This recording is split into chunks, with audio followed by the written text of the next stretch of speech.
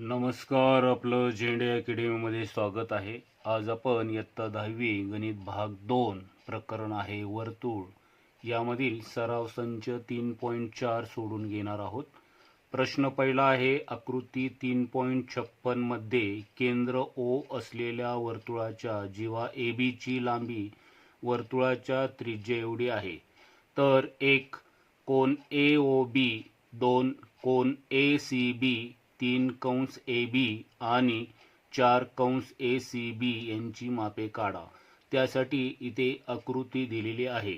यामध्ये जर दिलेली माहिती आपण जर आकृतीमध्ये घेतली तर O केंद्र वर्तुळामध्ये AO आणि OB ह्या वर्तुळाच्या त्रिज्या आहेत. जीवा AB ही जी आहे ती त्रिज्या एवढीच असल्यामुळे त्रिकोण AOB हा समभुज त्रिकोण तयार होईल. समभुज त्रिकोणाचे प्रत्येक कोन 60-60 अंशाचे असतात, तर इथे हा प्रत्येक कोन आपण 60 अंशाचे जर इथे घेतले तर कोन AOB हा केंद्रीय कोन आहे. कंस AB हा केंद्रीय कोनाचा संगत कंस आहे, म्हणून कंस AB चे माप सुद्धा 60 अंश होईल. तर सुरुवातीला इथं म्हणूया उत्तर. तर O वर्तुळ केंद्र AO जेवढे आहे तेवढी OB आहे. या एकाच वर्तुळाच्या त्रिज्या म्हणावं लागतील. आता या एकाच वर्तुळाच्या त्रिज्या असतील आणि जीवा AB ही या त्रिज्या एवढीच असेल तर ह्या तिन्ही सारख्या होतील, म्हणून AB जेवढी आहे तेवढीच OA आहे आणि तेवढीच OB आहे. याला आपण विधान 1 म्हणू शकतो. याला पक्ष म्हणून त्रिकोण हा OAB, त्रिकोण OAB हा समभुज त्रिकोण होईल. विधान 1 वरून. विधान 1 मध्ये त्रिकोणाच्या तिन्ही बाजू सारख्या असल्यामुळे हा समभुज त्रिकोण तयार होणार आहे, म्हणून याचे प्रत्येक कोन 60 अंशाचे होतील. कोन AOB, कोन AOB जेवढा आहे तेवढाच कोन OAB आहे. OAB आहे तेवढाच कोन OBA आहे.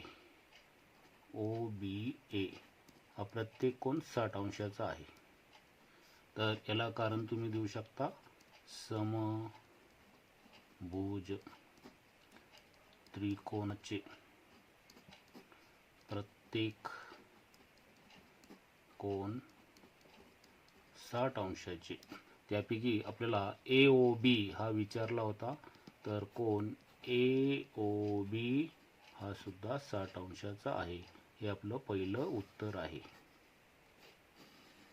कोन ACB याचं माप काढायचं असेल तर मापन कंस AB पहिल्यांदा आपण काढूया. तर इथे कोन AOB हा AOB जेवढा आहे तेवढाच कंस AB आहे, तर तो 60 अंशाचा असेल. त्याला कारण द्यायचं आहे केंद्रीय कोनाचा संगत कंस, हे त्याला कारण येईल. आता या कंसाचं माप 60 अंश आहे, तर आपल्याला ACB ह्या कोनाचं जर माप काढायचं असेल तर आंतरलिखित कोनाचा गुणधर्म वापरावा लागेल. तर कोन ACB बरोबर 1/2 मापन कंस AB. याला कारण द्यायचं आंतरलिखित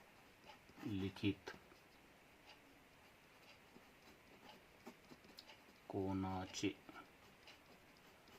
प्रमेय. तर मापन कोन ACB बरोबर 1/2 मापन कंस ए बी, तर ए बीचं माप 60 अंश आहे. तर बे एक बे, बे त्रिक 6, बे शून्य 0, तर कोन ए सी बी बरोबर 30 अंश येईल. तर हे आपलं दुसऱ्या प्रश्नाचं उत्तर आहे. प्रश्न तिसरा जो आहे, मापन कंस ए बी काढायचा होता, तर आपण अगोदरच काढलेला आहे. तर इथे प्रश्न तिसऱ्याचं उत्तर इथे लिहूया आपण. कंस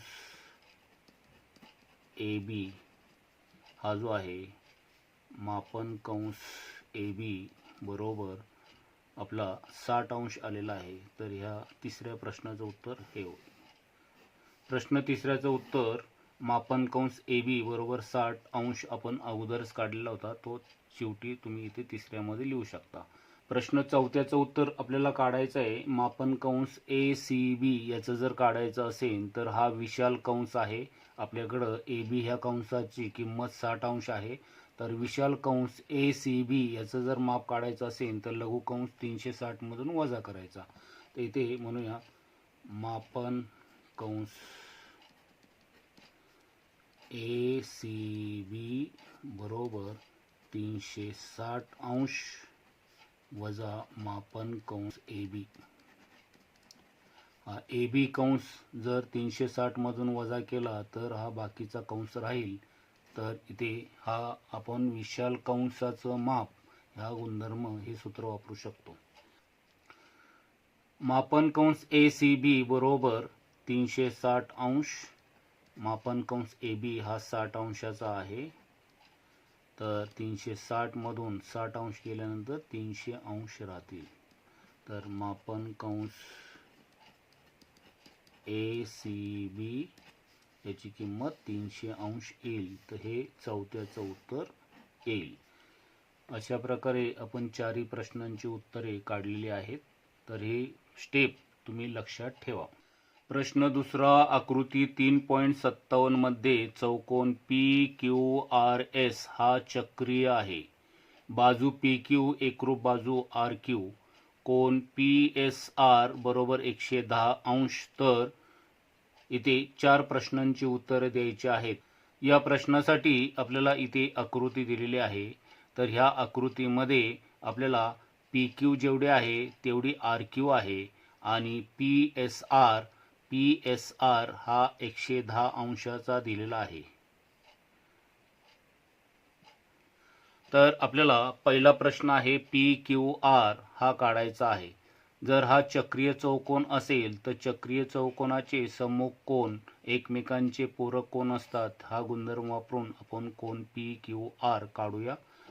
सुरुवातीला आपण उत्तर असं म्हणूया, उत्तर. तर चौकोन पी क्यू आर एस हा चक्रीय आहे. तर हे आपल्याला पक्षात दिलेलं आहे. जर हा चक्रीय चौकोन असेल तर कोन हा पी एस आर कोन पी एस आर अधिक कोन पी क्यू आर ह्या दोघांची बेरीज 180 अंश असणार आहे. त्याला कारण देऊ शकता तुम्ही. चक्रीय चौकोनाचे सम्मुख कोन पूरक असतात. त्यापैकी आपल्याला पी एस आर हा 110 अंशाचा दिलेला आहे अधिक कोन पी क्यू आर आपल्याला काढायचा आहे बरोबर 180 अंश. कोन पी क्यू आर बरोबर 180 अंश वजा 110 अंश. हे पक्षांतर झाल्यानंतर वजा होतील. कोन पी क्यू आर तर 180 अंशातून 110 अंश वजा केले तर शून्यातून 0 गेल्यानंतर 0, 8तून 1 गेल्यानंतर 7 आणि 0 म्हणजे 70 अंश. तर पहिल्या प्रश्नाचं उत्तर आपल्याला कोन पी क्यू आर याची किंमत आपल्याला किती विचारली होती तर ती 70 अंश आलेली आहे. प्रश्न दुसऱ्याचं उत्तर मिळवायचं असेल तर आपल्याला मापन कंस पी क्यू आर किती असा विचारलेला आहे.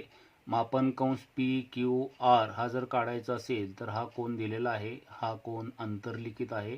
तर अंतर्लिखित कोनाच्या गुणधर्मानुसार आपल्याला पी क्यू आरचं माप काढता येईल. तर इथं म्हणूया कोन पी एस आर बरोबर 1/2 मापन कंस पी क्यू आर याला आपण कारण देऊ शकतो अंतर्लिखित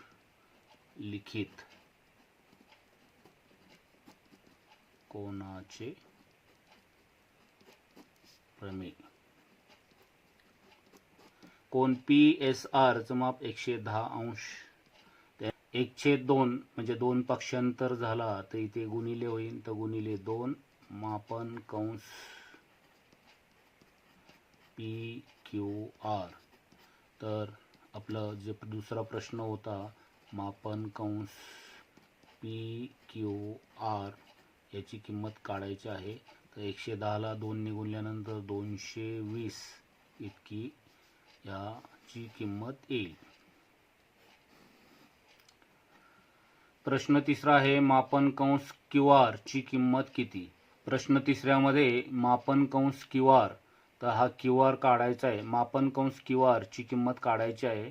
तर आपण मापन कंस पी क्यू आर ची किंमत काढलेली आहे. तर आपल्याला जीवा पी क्यू आणि जीवा आर क्यू ह्या सारख्या दिलेल्या आहेत पक्षामध्ये. तर इथं म्हणूया बाजू पी क्यू एकरूप बाजू आर क्यू. तर हे पक्ष दिलेलं आहे, म्हणजे ह्या जीवा ज्या आहेत त्या एकरूप आहेत. तर इथे जर ह्या बाजू सारख्या असतील तर त्या बाजू एकरूप कंस खंडित करतात. तर इथे मापन कंस पी क्यू जेवढा आहे तेवढाच मापन कंस आर क्यू असणार आहे, कारण त्याला एकरूप जीवा एकरूप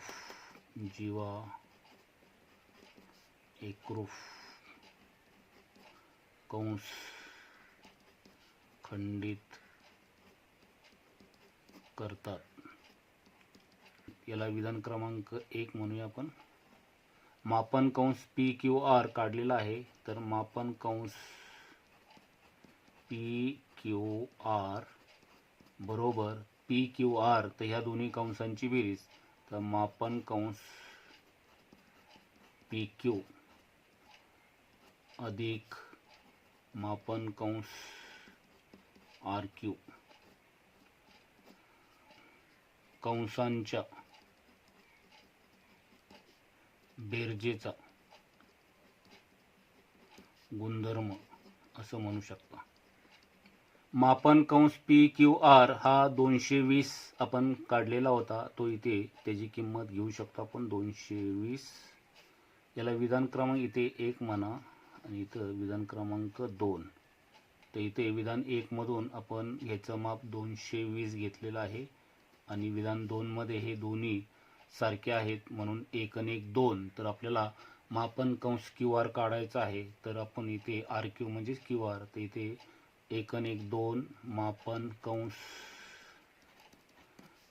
क्यू आर म्हणजे आर क्यू, तर क्यू आर म्हणून येतं. तर इथे विधान 1 आणि 2 वरून आपल्याला क्यू आर ची किंमत काढायची असेल तर मापन कंस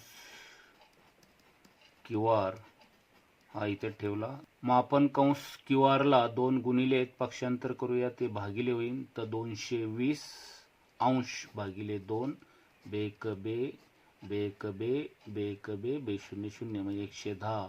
तर मापन कंस क्यू आर बरोबर 110 अंश आलेला आहे.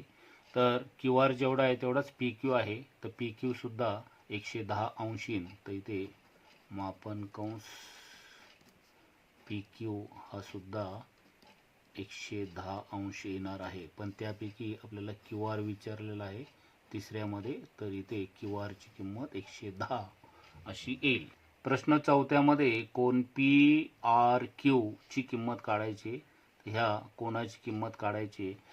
तर ह्याची किंमत काढायची असेल तर हा आंतरलिखित कोन आहे, त्यांनी खंडित केलेला कंस पी क्यू आहे. तर पी क्यूची किंमत 110 अंश आहे. तर आपल्याला आंतरलिखित कोनाच्या गुणधर्मानुसार या कोनाचं माप काढता येईल. इथे मापन कोन पी आर क्यू बरोबर 1/2 मापन कंस पी क्यू, त्याला कारण द्यायचे आंतरलिखित कोन प्रमेय. आता यापैकी आपल्याकडे 1/2 मापन कंस पी क्यूची किंमत 110 अंश आहे. तर बेक बे पंचे 10 बे पंचे 10 म्हणजे 55 अंश. तर मापन कोन पी आर क्यू बरोबर 55 अंश. अशा प्रकारे आपण चारही प्रश्नांची उत्तरे मिळवलेली आहे. प्रश्न तिसरा आहे, चक्रीय चौकोन एम आर पी एन मध्ये कोन आर बरोबर कंसात 5x - 13 कंस पूर्ण अंश आणि कोन एन बरोबर कंसात 4x + 4 कंस पूर्ण अंश. तर ह्या दोन्ही कोनांची मापं दिलेली आहेत. तर कोन आर आणि कोन एन यांची मापे ठरवा. आता ही जी एक्स मध्ये दिलेली आहेत त्यांची मापं आपल्याला संख्येमध्ये काढायची आहे. इथे आकृती दिलेली नाही, पण जर आपण आकृती काढायची ठरवली तर ती अशी होईल की आपण वर्तुळ घेणार आहे, वर्तुळावर 4 बिंदू घेतले आणि त्यांना नाव दिली एम आर पी एन. तर हा चक्रीय चौकोन आपण वर्तुळावरच्या 4 बिंदूंना जोडून तयार केला. कोन आर आणि कोन एन हे एकमेकांचे सम्मुख कोन आहेत. तर चक्रीय चौकोनामध्ये सम्मुख कोनांची बेरीज 180 अंश असते, म्हणजे ते पूरक असतात. हा गुणधर्म वापरून आपण ह्या दोन्ही कोनांची मापं काढू शकतो. तर सुरुवातीला म्हणूया आपण उत्तर. त्यामध्ये चौकोन एम आर पी एन हा चक्रीय आहे हे आपल्याला पक्षात दिलेलं आहे. यामध्ये आपल्याला कोन आरचं माप हे 5x - 13 अंश इतका दिलेला आहे आणि कोन एन हा कंसात 4x + 4 अंश इतका दिलेला आहे, हे सुद्धा आपल्याला पक्षात दिलेलं आहे. आता आर आणि एन हे एकमेकांचे सम्मुख म्हणजे समोरासमोरचे कोन आहेत. तर इथे आपण कोन आर अधिक कोन एन बरोबर 180 अंश हा गुणधर्म वापरू शकतो. त्याला कारण द्यायचं आहे सम्मुख कोन पूरक असतात. तर यापैकी आर कोनाचं माप 5x - 13 कंस पूर्ण अंश अधिक कोन एनचं माप 4x + 4 अंश बरोबर 180 अंश. तर या कंसामध्ये जी पद आहेत ती आपण कंसाच्या बाहेर घेऊ शकतो. तर इथे 5x - 13 अधिक असल्यावर 4x + 4 तसेच राहतील बरोबर 180 अंश. हे सगळे अंश आहेत. 5x आणि 4x असे टोटल 9x होतील.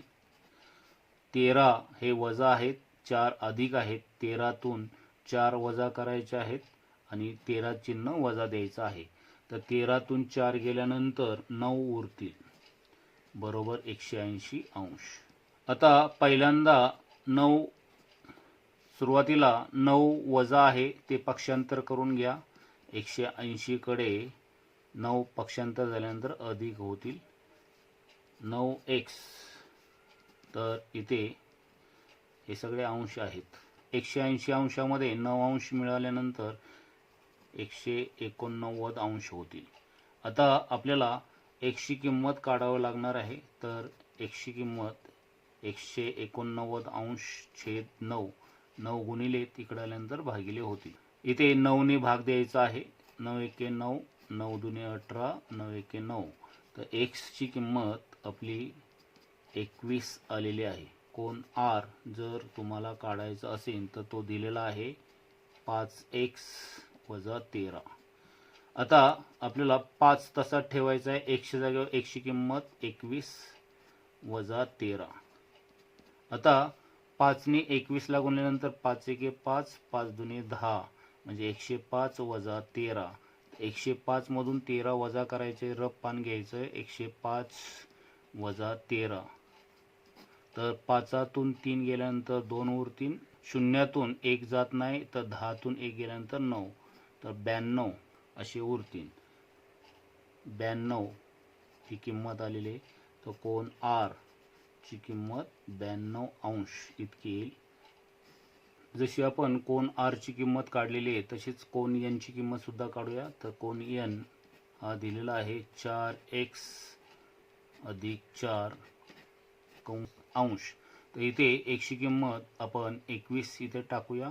तर 4 कंसात 21 अधिक 4. तर इथे 4 ने 21 ला गुणल्यानंतर 4 एके 4, 4 दुने 8 अधिक 4. तर इथे 4 आणि 4 8 आणि 8 म्हणजे 88 अशी किंमत येईल. तर इथे कोन एन ची किंमत संख्येमध्ये 88 आलेली आहे. तर या पद्धतीने आपण कोन आर आणि कोन एन च्या किमती ज्या एक्स मध्ये होत्या त्या आपण निव्वळ संख्येमध्ये मिळवलेल्या आहेत. प्रश्न 4 आकृती 3.58 मध्ये रेख आर एस हा केंद्र ओ असलेल्या वर्तुळाचा व्यास आहे. बिंदू टी हा वर्तुळाच्या बाह्य भागातील बिंदू आहे. तर दाखवा की कोन आर टी एस हा लघुकोन आहे. तर यासाठी इथे आकृती दिलेली आहे. पक्ष साध्य वेगवेगळं दिलेलं नाही. तर तरच्या अगोदरचा भाग म्हणजे पक्ष आणि तर नंतरचा भाग म्हणजे साध्य. तर पक्ष आणि साध्य तुम्हाला वेगवेगळं लिहायचं आहे. तर पक्ष असं होईल, ओ केंद्र वर्तुळात रेख आर एस हा वर्तुळाचा व्यास आहे. बिंदू टी हा वर्तुळाच्या बाह्य भागातील बिंदू आहे. साध्य आहे कोन आर टी एस हा लघुकोन आहे. लघुकोन म्हणजे 90 अंशापेक्षा लहान. या सिद्धतेचे पॉइंट्स असे आहेत की आपल्याला ही सिद्धता पूर्ण करण्यासाठी आपल्याला रचना करावं लागणार आहे.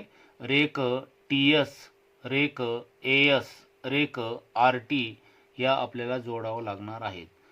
जर आपण ही रचना केली आणि आर एस हा वर्तुळाचा व्यास असेल, कारण ओ वर्तुळ केंद्रातून तो जातो.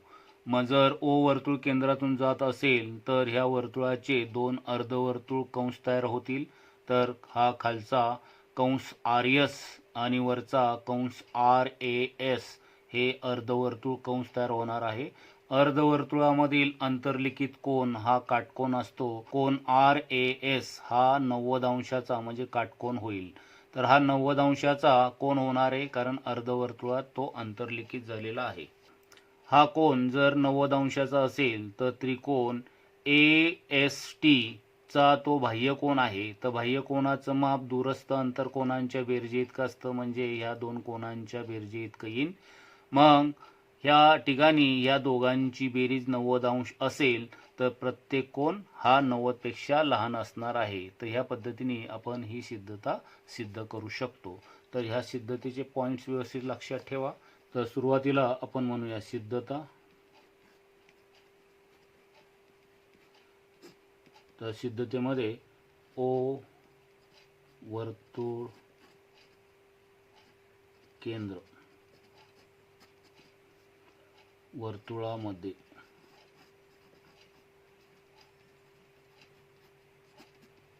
आर एस हा व्यास आहे आणि बिंदू टी हा वर्तुळाच्या बाह्य भागातील बिंदू आहे. हे आपल्याला पक्षात दिलेले आहे.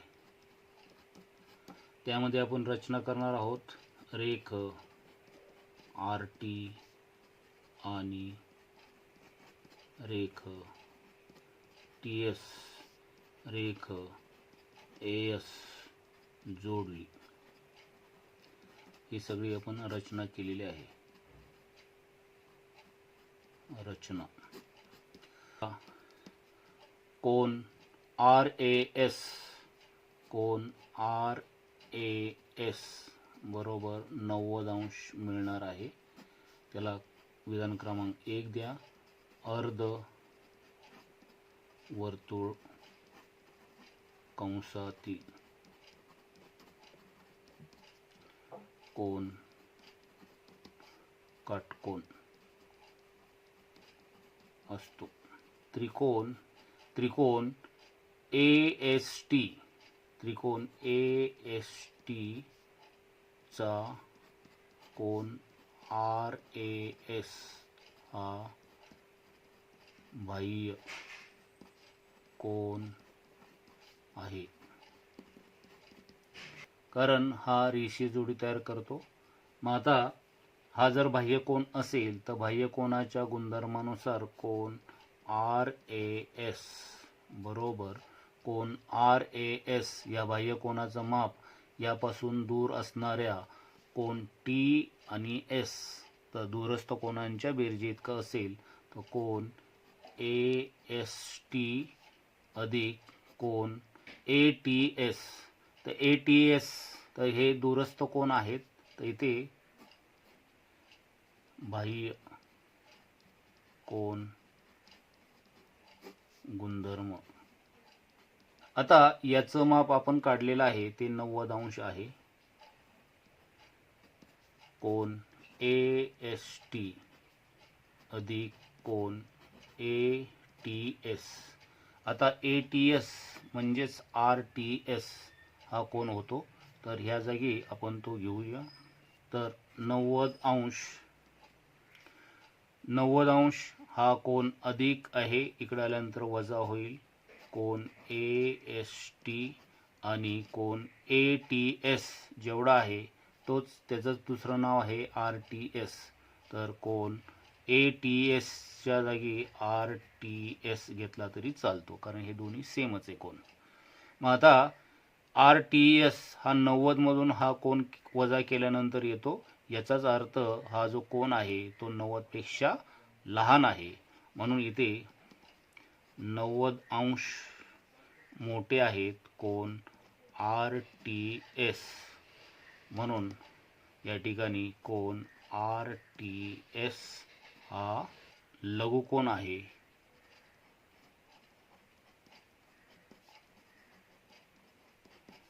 हे सिद्ध. प्रश्न 5 आहे, कोणताही आयत हा चक्रीय चौकोन असतो हे सिद्ध करा. यामध्ये आपल्याला आकृती दिलेली नाही. सुरुवातीला आपल्याला आकृती काढावं लागेल, त्यावरून पक्ष, साध्य आणि त्यानंतर सिद्धता या स्टेप तुम्हाला करायच्या आहेत. तर इथे आकृती आपण आयताची काढूया. ABCD हा आयत घेतला. यामध्ये प्रत्येक कोन 90 अंशाचे आहेत. आयताच्या गुणधर्मानुसार त्याच्या समोरासमोरच्या बाजू सारख्या असतात आणि कर्ण एकरूप असतात. हे आयताचे गुणधर्म आहेत. आता आपल्याला पक्ष लिहायचा आहे. तर पक्ष असा होईल, पक्ष चौकोन ABCD हा आयत आहे. साध्य चौकोन ABCD हा चक्रीय चौकोन आहे. तर सुरुवातीला आपण म्हणूया सिद्धता.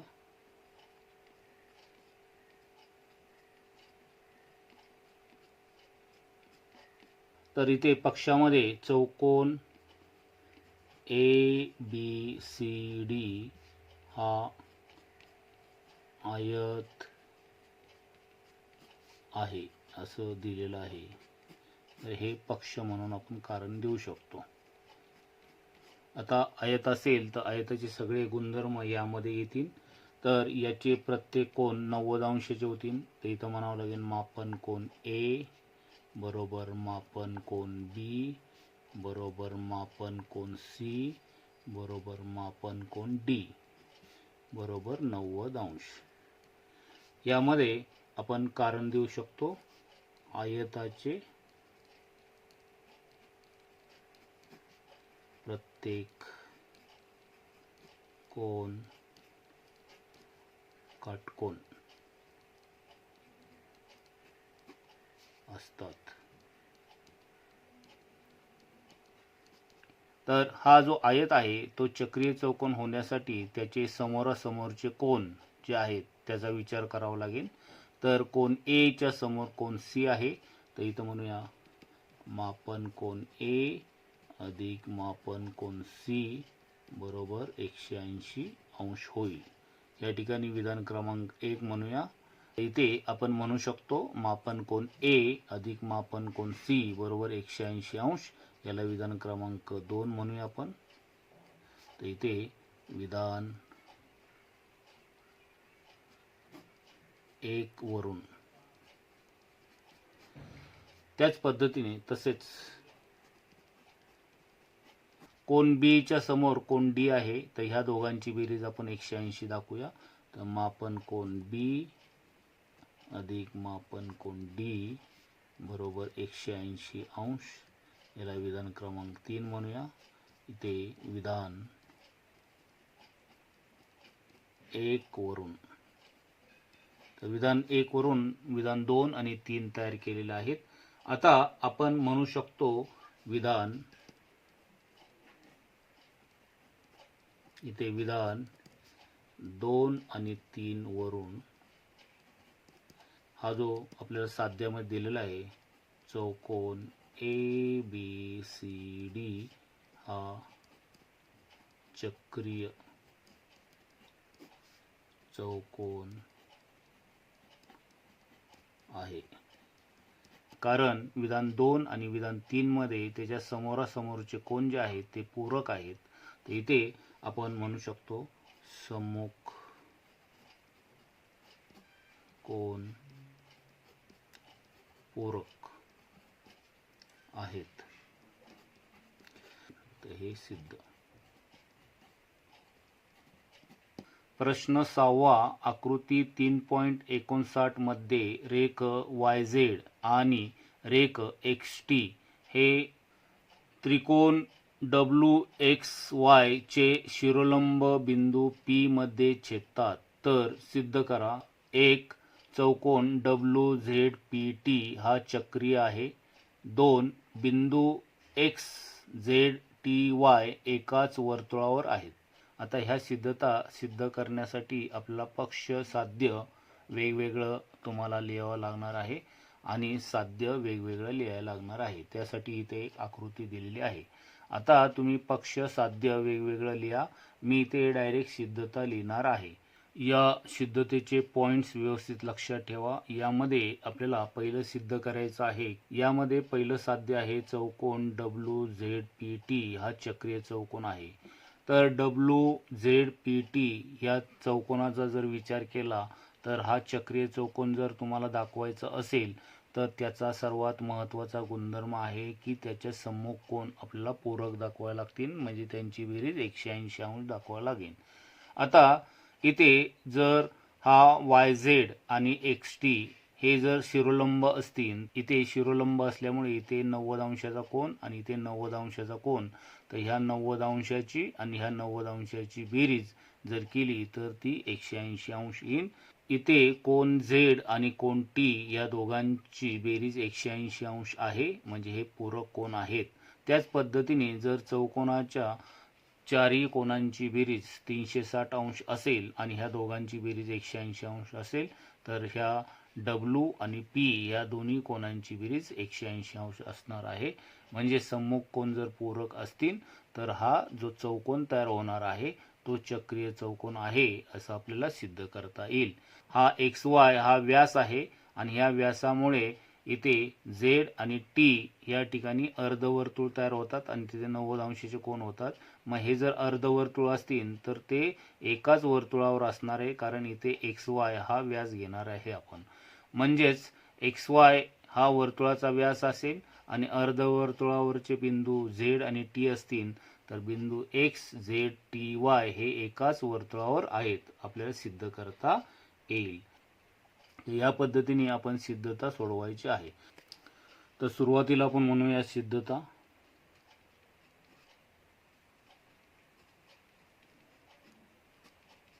रेख पक्षामधून घेऊया. रेख YZ आणि रेख XT हे त्रिकोण WXY चे शिरोलंब बिंदू P मध्ये छेदतात. हे सगळं आपण पक्षामधून घेतलेलं आहे, तर याला कारण आपण पक्ष म्हणूया. हा YZ आणि XT हे शिरोलंब असल्यामुळे इथे Z ठिकाणी आणि T ठिकाणी 90 अंशाचे कोन होतील, ते इथे घ्यायचे आहे. इथे कोन WZP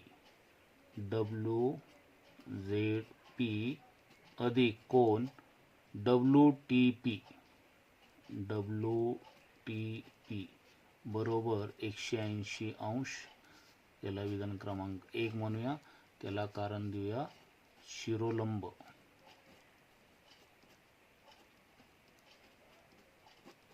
गुणधर्म. ह्या दोन कोनांची बेरीज जर 180 अंश असेल तर उरलेल्या दोघांची बेरीज सुद्धा 180 अंश असणार आहे. तर इथे कोन ZWT अधिक कोन ZPT बरोबर 180 अंश. याला विधान क्रमांक 2. तर ते चौकोनाचे उरलेले कोनांची बेरीज 180 अंश. जर पहिल्या दोन कोनांची बेरीज जर 180 अंश असेल तर उरलेल्या दोघांची बेरीज सुद्धा 180 अंश असेल. मग आता इथे विधान 1 आणि विधान 2 या दोघांचा जर विचार केला, WZPT चौकोन WZPT हा चक्रीय आहे. याला कारण द्यायचं आहे विधान 1 आणि 2 वरून सम्मुख कोन पूरक आहेत.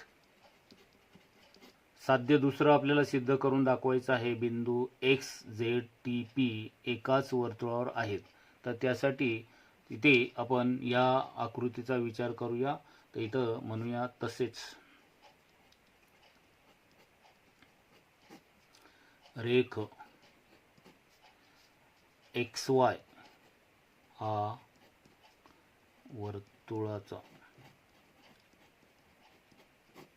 व्यास आहे. कोन मापन कोन XZY हा काटकोन आहे.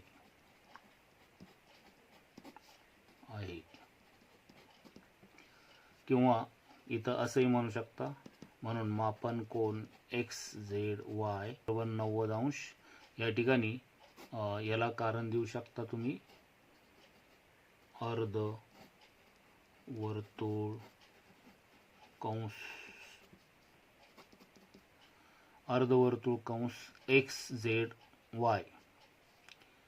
XZY मध्ये अंतर्लिखित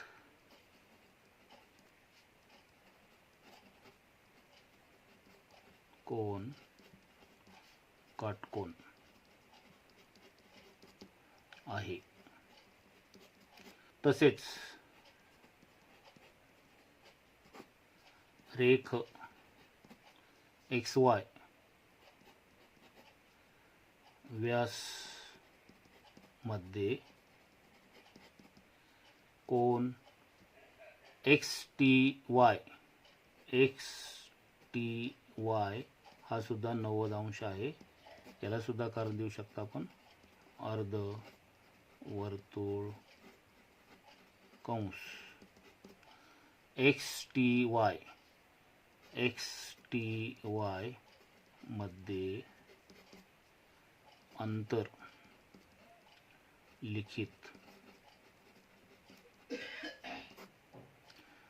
अंतर्लिखित कोन काटकोन आहे. एक्स वाय व्यासावर हा झेड आणि टी हे दोन अर्धवर्तुळ तयार होतात आणि अर्धवर्तुळामध्ये तयार झालेले कोन हे काटकोन आहेत हे आपण दाखवलेले आहेत. म्हणून हा एक्स वाय हा वर्तुळाचा व्यास आहे म्हणजे वर्तुळावर बिंदू आहेत आणि झेड आणि टी हे सुद्धा वर्तुळावर बिंदू आहेत. म्हणून इथे म्हणावं लागेल बिंदू जे साध्य एक्स झेड टी वाय एकाच वर्तुळावर आहेत. या ठिकाणी विधान 3 आणि विधान 4 असं म्हणूया. विधान 3 आणि 4 वरून असं म्हणावं लागेल. आणि विधान 3 आणि 4 वरून हे सगळे बिंदू जे आहेत एकाच वर्तुळावर आहेत हे आपण सिद्ध केलेले आहेत आणि इथं शेवटी म्हणावं लागेल हे सिद्ध. प्रश्न 7वा आहे. आकृती 3.60 मध्ये मापन कंस एनएस बरोबर 125 अंश, मापन कंस ईएफ बरोबर 37 अंश, तर कोन एन एम एस चे माप काढा. या प्रश्नासाठी इथे आकृती दिलेली आहे. तर ह्या प्रश्नामध्ये जर आपण ही दिलेली माप जर टाकली तर मापन कंस एन एस, तर हा एन एस जो आहे तो 125 अंश आहे आणि मापन कंस ईएफ हा जो ईएफ आहे तो आपल्याला 37 अंश दिलेला आहे. आता आपल्याला हा जो कोन आहे कोन एन एम एस चे माप काढायचं आहे. तर ह्या कोनाचा विचार केला तर ह्या कोनाचा शिरोबिंदू ह्या वर्तुळाच्या बाहेर आहे. जर दिलेल्या कोनाचा शिरोबिंदू हा वर्तुळाच्या बाहेर असेल आणि त्यांनी खंडित केलेले कंस जे आहेत ते ईएफ आणि एन एस असतील तर ह्या कोनाचं माप काढताना या खंडित कंसांची वजाबाकी करायची आहे म्हणजेच फरक काढायचा आहे. उत्तर तेथे आकृतीवरून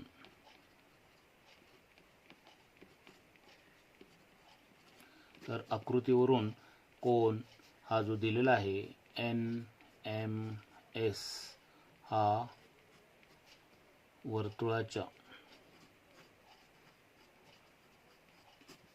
बाह्य भागात शिरोबिंदू आहे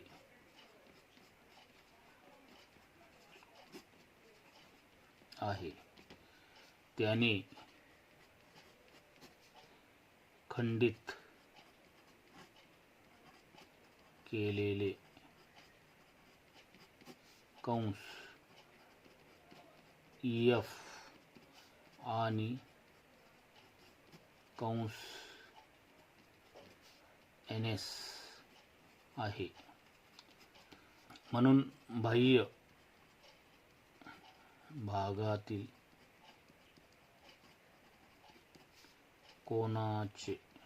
कोनाने खंडित केलेल्या कंसांचा गुणधर्म. तर हा गुणधर्म काय सांगतो, हा जो कोन काढायचा आहे आपल्याला कोन एन एम एस बरोबर 1/2 गुणिले त्यांनी खंडित केलेला जो कंस आहे तर हा एन एस जो आहे तो 125 अंशाचा आहे आणि ई एफ हा 37 अंशाचा आहे. त्यापैकी मोठा जो आहे एन एस तर मग मापन कंस एन एस वजा मापन कंस ई एफ, तर इथे 1/2 गुणिले मापन कंस एन एस जो आहे तो 125 अंश दिलेला आहे, वजा हा जो आहे तो 37 अंश दिलेला आहे.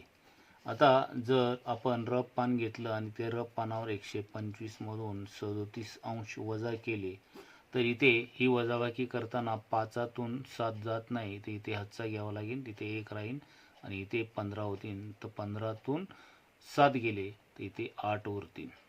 इथे 1तून 3 जाणार नाही, म्हणजे इथं हातचा घेतल्यानंतर इथे 0 राहील आणि इथे 11 होतील. तर 11तून 3 गेले तर इथं पुन्हा 8 राहतील. तर अशा प्रकारे इथे 88 ही किंमत येईल. तर 1/2 गुणिले 88 अंश. आता इथं बेनी भाग द्या, बे 1 बे, बे चोक 8, बे चोक 8, म्हणजे इथे कोन NMS ची किंमत तुम्हाला 44 अंश इतकी मिळेल. या पद्धतीने याचं उत्तर काढता येईल. प्रश्न 8वा आहे, आकृती 3.61 मध्ये जीवा AC आणि जीवा DE बिंदू B मध्ये छेदतात. जर कोन ABE बरोबर 108 अंश आणि मापन कंस AE बरोबर 95 अंश तर मापन कंस DC काढा. आता यामध्ये जर दिलेली माहिती आपण ह्या आकृतीमध्ये जर घेतली, इथे कोन ABE हा 108 अंश दिलेला आहे, 108 अंश, आणि मापन कंस AE हा जो AE कंस आहे तो 95 अंश दिलेला आहे. तर आपल्याला मापन कंस DC याची किंमत काढायची आहे. आता हा जो दिलेला कोन याचा विचार केला तर ह्याचा शिरोबिंदू वर्तुळाच्या अंतर्भागात आहे आणि त्यांनी खंडित केलेले कंस जे आहेत ते AE आहे. याच्या विरुद्ध कोनाने खंडित केलेला कंस जो आहे तो कंस DC आहे. जर कोन ABE याचा शिरोबिंदू वर्तुळाच्या अंतर्भागात असेल तर खंडित कंसाच्या गुणधर्मानुसार त्यांनी खंडित केलेले जे कंस आहे AE आणि त्याच्या विरुद्ध कोनाने खंडित केलेला हा कंस DC या दोघांच्या बेरजेच्या निम्मा या ठिकाणी या कोनाचं माप असणार आहे. तर ह्या गुणधर्माचा आपण वापर करून इथे मापन कंस DC काढू शकतो. तर सुरुवातीला आपल्याला म्हणावं लागेल उत्तर. तर इथे आकृतीवरून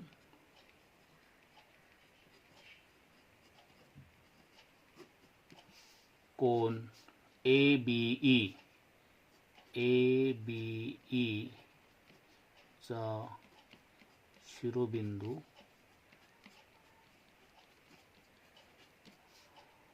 B हा वर्तुळाच्या अंतर्भागात आहे आणि खंडित कंस AE आणि कंस DC आहेत. म्हणून खंडित कंसाच्या गुणधर्मानुसार